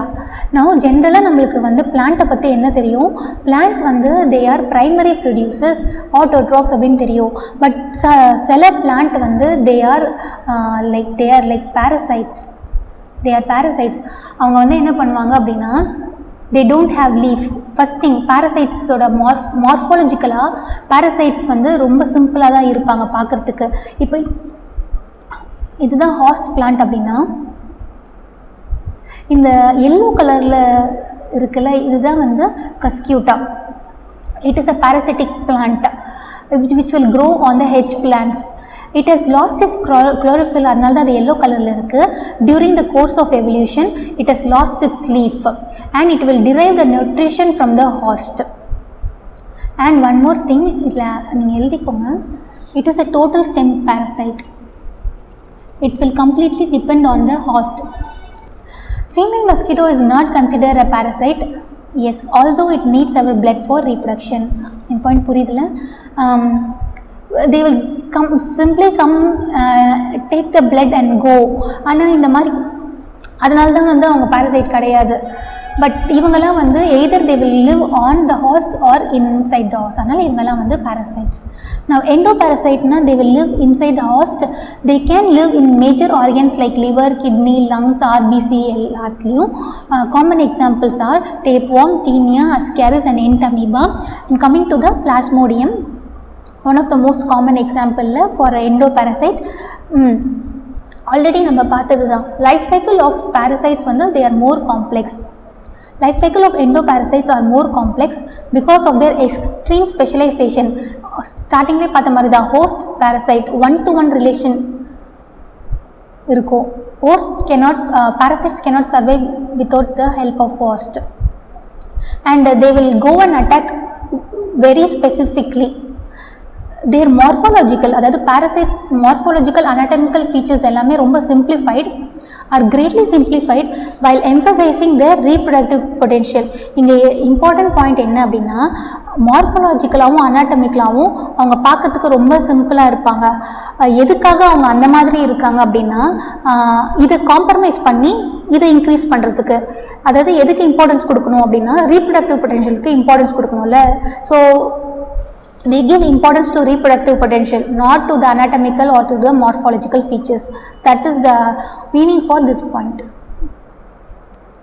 Now parasite la last point enna appadina brood parasitism. This is most common example which you know it already. Brood parasitism is seen in birds. Like சில birds like cuckoo இருக்குல்ல, அவங்களுக்கு they don't know to build the nest. They will keep the egg in the nest of the other birds like crow, and they will allow the crow to incubate its egg. So இதுதான் வந்து நம்ம fruit parasitism சொல்லுவோம். இங்கே வந்து அந்த parasite வந்து bird தான், cuckoo. Now what has happened during the course of evolution, இந்த parasitic bird-ம் அதோட எக்கோட size, color, it has to make sure its size of the egg, color of the egg should resemble the host. இல்லை அப்படின்னா host வந்து reject பண்ணிடுவாங்க இந்த எக்கை. ஓகேவா? Next we will see the question which is asked in 2011. The female Anopheles bite and suck blood from humans. Yes, sorry, what is the question? Which one of the following is categorized as a parasite in true sense? Okay, true சென்ஸில் கேட்டிருக்காங்க. The female Anopheles bites and sucks blood from human, but this is not a parasite நம்ம பார்த்தோம்ல. Human fetus developing inside the uterus draws nourishment from the mother. No. Head loss living on the scalp as well as laying egg on human hair. Yeah, correct. Cuckoo will lay its egg in the crow's nest. This will not come because this comes under brood parasitism. Okay va? This is not true parasitism. இங்கே என்னன்னா it is not killing or killing வராது. It is not harming the host. Instead it is simply laying its egg. So brood parasitism will not come under true parasitism. Okay, this is the right answer. Option C, Charlie is the right answer. Coming to amensalism. Amensalism is the topic where most of the time question is being asked. So idu nalla padichukonga. Amensalism also comes under negative type of interaction when one of the species is one of the interacting species is harmed, another one is having the neutral effect. Okay, negative neutral interaction. Let us understand this in a better way with the example penicillium. Now penicillium is a fungus which will produce an antibiotic called as penicillin. Now that will resist the growth of certain bacteria, more specifically Staphylococcus. Okay, wow. Now penicillium is going to produce an antibiotic called as penicillin, and this penicillin will stop or prevent the growth of Staphylococcus. அப்போ amensalism அப்படின்னா என்ன? Negative neutral. அப்போது Staphylococcus affect ஆகிறாங்க, so அவங்களுக்கு வந்து negative simple நம்ம கொடுக்குறோம். பெனிசிலியம்க்கு இதனால் பெருசாக ஒன்றும் எஃபெக்ட் இல்லை. It is producing the antibiotic as a part of its metabolism. neither harm nor benefited. That is called as amensalism. 2018 கேட்ட கொஸ்டின், 10 கேட்ட கொஸ்டின். இது முடிச்சுட்டாங்க போகலாம். Which one of the following is most appropriately defined? Amensalism is a relationship in which one species is benefited whereas the other species is unaffected. Partially right, benefited வராது, negative வரும். ஓகேவா? Predator is an organism that catches and kill other organism for food. Correct. ஸ்டார்டிங்கில் பார்த்தோம்ல, lion and deer, predator will catch the prey and kill. அதான் This is right. Parasite is an organism which always which always lives inside the body of another organism and may kill it அப்படின்னு கேட்டிருக்காங்க. Now parasite வந்து இவங்க வந்து always வராதுல்ல. S, always இல்லை. they are ecto and endo, அதனால் இதுவும் வராது. always live inside வராது. they can be ecto, they can be endo. host is an organism which provides food to another organism. No, this is also wrong. host is an organism. now இதில் வந்து என்னன்னா host அப்படின்றது we will use it for parasitism as a term. host and the prey இல்ல, it is a term, it is not an organism. Now coming to 2018 question, which of the following population interaction is widely used in medical science for the production of antibiotics? which of the following population interaction? இப்போ தானே பார்த்தோம், அமென்சாலிசம். நான் one more example under அமென்சாலிசம் எழுதிக்கோங்க. Trichoderma.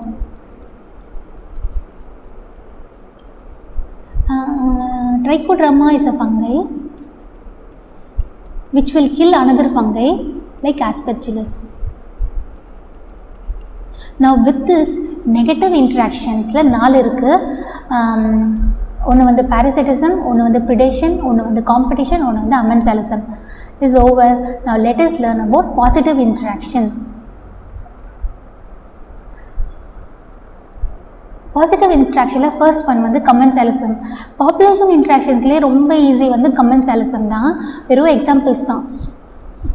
நான் in case of commensalism one will be benefited, another ஒனுக்கு வந்து neutral, neither benefited nor affected.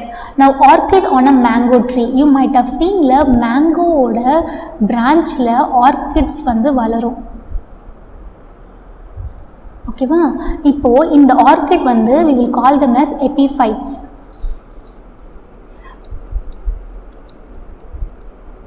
Orchid is epiphyte. அப்போனா it will grow on the branch of the tree. இதில் என்ன நீங்கள் ஞாபகம் வச்சுக்கணுன்னா, orchid is benefited, but mango ட்ரீக்கு அதனால எந்த பெனிஃபிட்டும் இல்லை. நெக்ஸ்ட், இந்த orchid is not a parasite. ஓகேவா? லைக் கஸ்கூட்டா மாதிரி அவங்க கிடையாது. தே நீட் ஷெல்டர், அதுக்காக மட்டும்தான் வந்து அவங்க அந்த மேங்கோ ட்ரீயில் இருக்காங்க. மற்றபடி அவங்களுக்கு தேவையான ஃபுட்டும் வாட்டரும் அவங்க வந்து அட்மாஸ்ஃபியர்லேருந்தே எடுத்துப்பாங்க. They just grow on the mango tree only for the shelter. Next, barnacles on the back of the whale. So இதுதான் barnacles on the back of the whale. So barnacle வந்து வேலில் அட்டாச் ஆகும். வேலோட அதான் வேலோட பேக் சைடில் இருக்கிற அந்த ஃபின்னில் வந்து attach ஆகும். அண்ட் வேல் வந்து எங்கெல்லாம் மூவ் ஆகுதோ அங்கே இருக்கிற ஃபுட்டெல்லாம் இவங்க வந்து சாப்பிடுவாங்க. ஸோ இவங்களுக்கு வந்து பெனிஃபிட்டட். நம்ம கேட்டல், இக்ரெட் அண்ட் கேட்டல், இதுதான் ரொம்ப இம்பார்ட்டன்ட் ஃபார் த எக்ஸாம். இது வந்து classical, which is the classical example of commensalism அப்படின்னு கேட்டாங்கன்னா நம்ம இதுதான் எடுக்கணும். கேட்டல், இக்ரெட் as well as கேட்டல். ஸோ இந்த கேட்டல் இக்ரெட் அப்படின்றது இட் இஸ் a பேர்ட். நீங்கள் பார்த்துருக்கலாம்ல, கேட்டல் எப்போல்லாம் வந்து இந்த புல் வந்து whenever it is eating the grass, பேர்டும் அது கூடவே இருக்கும். Bird needs insects. இந்த கேட்டல் இக்ரெட்டு தனியாக இருந்தால் அவங்களால இன்செக்டை சாப்பிட முடியாது எஃபிஷியண்ட்டாக. பட் கேட்டல் கூட இருக்கும்போது அவங்க வந்து they are better browsers. அப்போ இன்செக்ட்ஸ் வந்து பறக்கும் அதிகமாக இவங்க சாப்பிடும்போது, அதை வந்து இவங்க பேர்ட்ஸ் வந்து கேட்ச் பண்ணுவாங்க. Now coming to the last one, clownfish and sea anemone. Now these are the clownfish, ரொம்ப குட்டி ஃபிஷ் அவங்க. what they will do, இதுதான் வந்து sea anemone. ஸோ இந்த sea anemone வந்து they will secrete some toxins. அவங்களோட டென்டக்கல்ஸில் toxins இருக்கும். So இந்த sea anemone வந்து ஒரு ஸ்மால், இந்த clownfish வந்து ஒரு ஸ்மால் ஃபிஷ்ஷில். ஸோ இந்த ஸ்மால் ஃபிஷ்ஷுக்கு ப்ரிடேட்டர் வந்து யார்? Big fish. அப்போ இந்த ஸ்மால் clownfish என்ன பண்ணுவாங்க அப்படின்னா இந்த sea anemone பின்னாடி போய் ஒளிஞ்சிப்பாங்க. Back side of the sea anemone they will go and hide, thereby they are getting escaped from the bigger predators. இப்போது இதனால் இந்த clownfish ப்ரொடியூஸ் பண்ணுற டாக்ஸின்ஸ்னால sea anemoneக்கு எதுவுமே ஆகாது. பட் இதை கேட்ச் பண்ண வர ப்ரிடேட்டருக்கு வந்து அது harmful. Here clownfish is getting benefited, sea anemoneக்கு neither benefit nor harm. So neutral effect. That's all with commensalism. Next வந்து மியூச்சுவலிசம். மோஸ்ட்லி எல்லாமே நம்மளுக்கு தெரிஞ்ச பாயிண்ட்ஸ் தான் accept orchid and bees. Mutualism, it comes under positive interaction. Now already நம்ம வந்து ரெண்டு terms பற்றி படிச்சிருக்கோம். ஒன்று வந்து கோஎக்ஸிஸ்டன்ஸ், எங்கே காம்படிஷனில் பார்த்தோம்ல, அதே மாதிரி கோஎக்ஸ்டிங்ஷன் இங்கே வந்து நெக்ஸ்ட்டு வந்து கோ எவல்யூஷன் எங்கே பார்த்தோன்னா ஹாஸ்ட் அண்ட் பேரசைட்டில் பார்த்தோம். இப்போ நம்ம வந்து கோ எக்ஸ்டிங்ஷனை பற்றி பார்ப்போம். Before that mutualism positive interaction, it is also called as symbiosis. It is a obligatory relationship. இது ஞாபகம் வச்சுக்கோங்க. Which means it is compulsory, both of them should be together. அப்போ தான் ரெண்டு பேருக்குமே பெனிஃபிட். ஒருத்தர் இல்லைன்னா இன்னொருத்தரால் இருக்க முடியாது. ஸோ அதுதான் வந்து கோ எக்ஸ்டிங்ஷன். கிளியரா? now மியூச்சுவலிசம்க்கு வந்து எக்ஸாம்பிள்ஸ் என்ன? It is seen between algae or cyanobacteria like blue green algae and fungi. Example வந்து lichens. Mutualism between fungi and the root of the higher plant. Example mycorrhiza. இங்கே myco அப்படின்னா fungi, rhiza அப்படின்னா ரூட்னு அர்த்தம். Higher பிளான்ட்டுக்கு example வந்து pinus. What is the function of root hairs? Root hairs are going to help in increase in surface area, thereby plant can take more amount of water and more amount of minerals. இதுதான் root hair ஓட function. ஆனால் பைனஸ்க்கு வந்து root hairs இருக்காது. they have root but they don't have root hairs. இந்த situation fungi வந்து இவங்களுக்கு எப்படி help பண்ணுவாங்க அப்படின்னா, ஃபங்கையோட ஹைஃபைவே ஆக்சுவலாக பார்க்குறதுக்கு ரூட் மாதிரி தான் இருக்கும். So these fungi will go and colonise the root of the pinus plant, thereby it will increase the surface area. அப்போ ஃபங்கஸ் வந்து ரூட் ஹேரோட ஃபங்க்ஷனை ஃபங்கஸ் வந்து பண்ணுவாங்க. Fungi will perform the function of root hair and it will increase the absorption of water and minerals and it will give that to the plant. And plant வந்து அவங்களுக்கு என்ன கொடுப்பாங்க? Food கொடுப்பாங்க in the form of carbohydrate. Okay, next now let us learn about mutualism. இது வந்து important, நல்லா ஞாபகம் வச்சுக்கோங்க. Before going into that, one more small topic is there. We will call this as proto-cooperation, seen in the இதுதான் hermit crab and this is sea anemone. Now இது வந்து obligatory, mutualism அப்படின்றது obligatory, proto-cooperation அப்படின்றது non-obligatory, அதாவது compulsory கிடையாது. The thing is, hermit crab can live separately and sea anemone can live separately, but ரெண்டு பேருமே சேர்ந்து இருக்கும் போது both are going to get benefited. How? hermit crab எங்கெல்லாம் இப்போ sea anemone will get attached to the shell of the hermit crab. So hermit crab எங்கெல்லாம் போதோ அங்கே இடத்துல இருக்கிற ஃபுட்டெல்லாம் வந்து sea anemone சாப்பிடும். சேம் வே sea anemoneோட டென்டக்கிள்ஸ்னால எந்த அனிமலும் ஹெர்மிட் கிராபை அட்டாக் பண்ண மாட்டாங்க.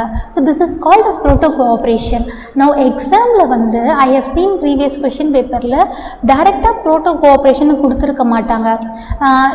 If for example hermit crab and sea anemoneன்னு கொஷின் கேட்டுட்டு it comes under which type of interaction அப்படின்னு சொல்லி கேட்குறாங்க. ப்ரோட்டோ கோஆப்ரேஷன் அப்படின்னு இருந்தால் ப்ரோட்டோ கோஆப்ரேஷன் எடுத்துக்கலாம். அப்படி இல்லை அப்படின்னா மியூச்சுவலிசம் எடுத்துக்கலாம். மியூச்சுவலிசமும் இல்லைன்னா சிம்பியோசிஸ் எடுத்துக்கலாம். எல்லாமே ரைட் தான். சரியா? Next mutualism between plants and animals. Mainly animals அப்படின்னும் போது நம்ம இங்கே மெயினாக நம்ம யாரை பார்ப்போம்னா insects. Okay, mainly we are going to see about insects. இப்போது பிளான்ட்டுக்கு இன்செக்ட்ஸோ அனிமல்ஸோ எப்படி ஹெல்ப் பண்ணுறாங்க? நம்ம பீஸ் பற்றி படிச்சிருக்கோம்ல, தே ஹெல்ப் இன் பாலினேஷன். அதே மாதிரி அனிமல்ஸ் எல்லாம் என்ன பண்ணுவாங்கன்னா பிளான்ட்ஸோட சீடை டிஸ்பர்ஸ் பண்ணுறதுக்கு ஹெல்ப் பண்ணுவாங்க. ஸோ பிளான்ட் வந்து இன்னொரு இடத்துல போய் காலனைஸ் பண்ணுவாங்க. நவ் இவ்வளோ ஹெல்ப் வந்து அனிமல்ஸ் பண்ணுறாங்க. ஸோ அதுக்கு வந்து பிளான்ட் எப்படி ஹெல்ப் பண்ணுவாங்க? They will help in the form, they will give some reward or fees in the form of nectar for the pollinators as well as யாரெல்லாம் சீடை வந்து டிஸ்பர்ஸ் பண்ணுறாங்களோ அவங்களுக்கு ஃப்ரூட், டேஸ்டி ஃப்ரூட் வந்து as well as nutritious ஃப்ரூட்டும் கிடைக்கும். Now let us learn about the plant animal interaction of plant and the insects like wasp and the bees. Now first let us learn about the interaction between fig tree and the wasp species.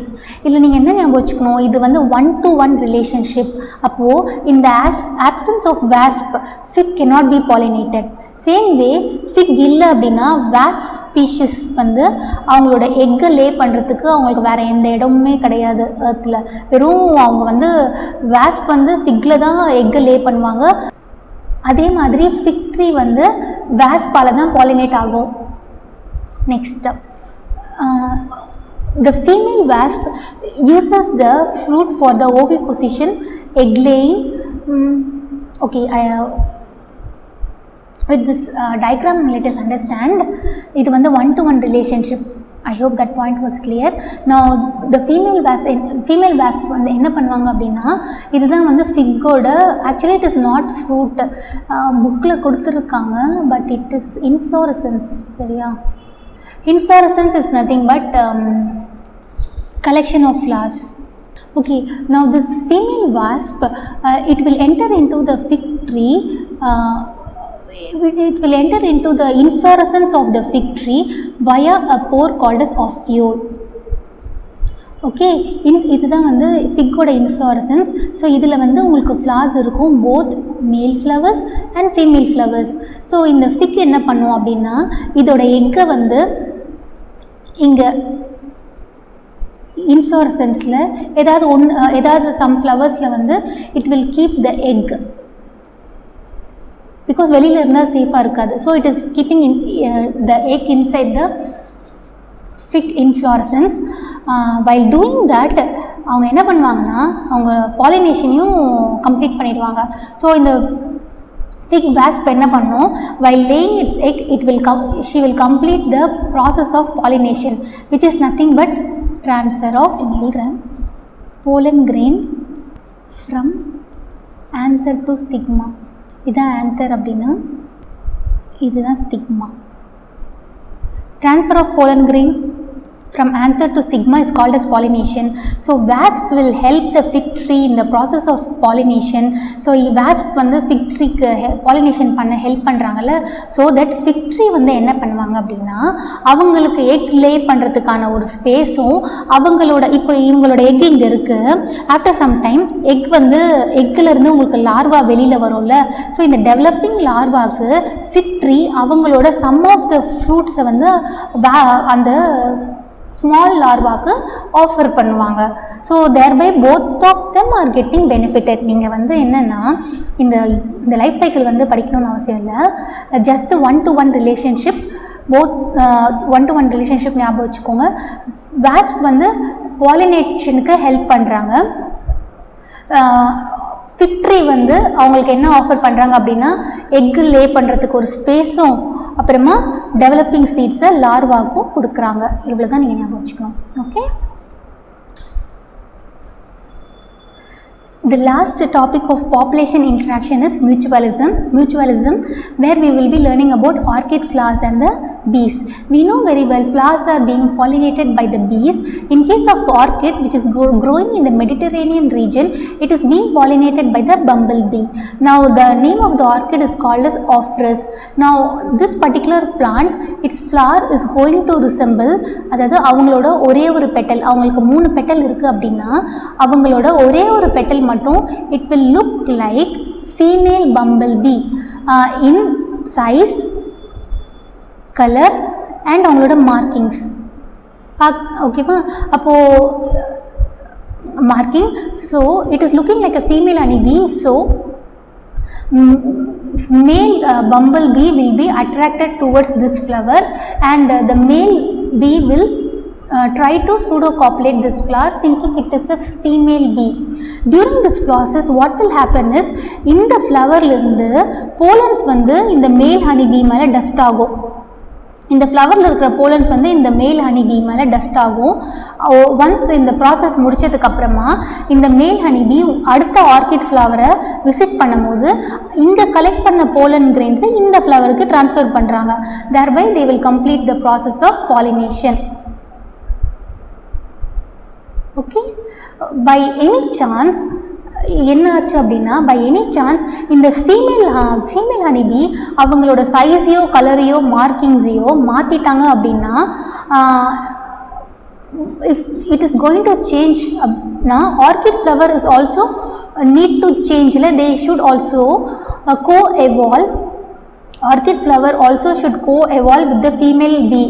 இல்லை அப்படின்னா அவங்க rate of pollination வந்து கம்மியாயிடும். Simple, both orchid flower as well as female honeybee will co-evolve together so that process of pollination is being successful. I hope this is clear. இதில் வந்து இம்பார்ட்டண்ட்டாக என்ன ஞாபகம் வச்சுக்கணும் அப்படின்னா, bee and bumblebee pseudocopulation அப்போ போலன் கிரெயின்ஸை கலெக்ட் பண்ணுறாங்க. அடுத்த ஃப்ளவருக்கு விசிட் பண்ணும்போது பாலினேஷனை கம்ப்ளீட் பண்ணிடுவாங்க. Okay, both of them should co-evolve. Next, இது இந்த டேப்லெட் காலம் உங்கள் நோட்ஸில் நோட் பண்ணிக்கோங்க. let us solve the question asked in the year 2011. இவங்க வந்து என்னென்னா fill in the blanks டைப்பில் கேட்டிருக்காங்க. we have so many options. இதை வந்து நம்ம இங்கே ஃபில் பண்ணணும். bear go into what? bear will go into hibernation. the thing is, first ஆப்ஷனே ரைட்டில், மற்ற எதுவுமே நம்ம பார்க்க வேணாம். If you don't have time you can go with option number A. நிறைய டைம் இருந்துச்சு அப்படின்னா எல்லாமே ஃபில் பண்ணி பாருங்கள். Bear go into hibernation during winter. எதுக்காகனா to escape the cold weather. Conical age pyramid with broad base. நான் என்ன சொன்னேன், it is a expanding growing population. சரியா? next, a wasp pollinating a fig tree is an example of mutualism.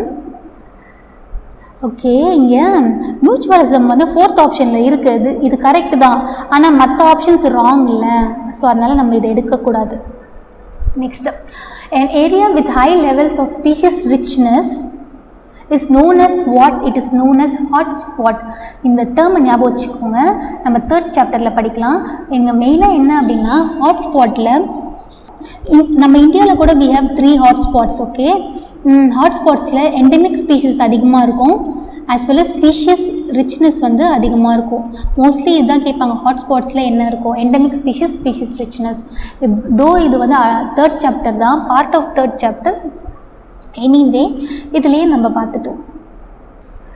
Last slide of this particular topic, organism and population. In 2020 they asked 3 questions. அப்போ பாசிபிளாக இந்த year வந்து நம்ம 1 to 3 questions வரைக்கும் expect பண்ணலாம். Now இங்கே towards left side இங்கே இருக்கிற topics எல்லாமே ஆல்ரெடி ப்ரீவியஸ் இயர் கேட்ட கொஸ்டின்ஸ், PYQலேருந்து செலக்ட் பண்ண இம்பார்ட்டண்ட் டாபிக்ஸ். இங்கே இருக்கிறது வந்து இது வரைக்கும் கேட்காத டாபிக்ஸ். இந்த சாப்டரில் இதில் இந்த 1 to 12 இது வரைக்கும் கேட்கல. 1 to 21 ஆல்ரெடி கேட்டிருக்காங்க. ஓகேவா, 1 to 21 ஆல்ரெடி கேட்டிருக்காங்க. அதில் இந்த tropical rain forest, stratification, biotic community, அப்புறம் மைக்கோரைசா, ஸோ இந்த மாதிரி போல்டில் கொடுத்துருக்கிறதுலாம் நிறைய வாட்டி கேட்டிருக்காங்க. It has been repeated many times. Also இந்த 1 to 12 இது வரைக்கும் கேட்கல. ஸோ நம்ம என்ன பண்ணணும் அப்படின்னா, it is our responsibility to read both. ரெண்டுமே நீங்கள் சேர்த்து படிக்கணும். ரிப்பீட்டட், நான் ரிப்பீட்டட் ரெண்டுமே நீங்கள் சேர்த்து படிங்க. Now make a note of all these topics in your class notes and start preparing for your exam. Thank you.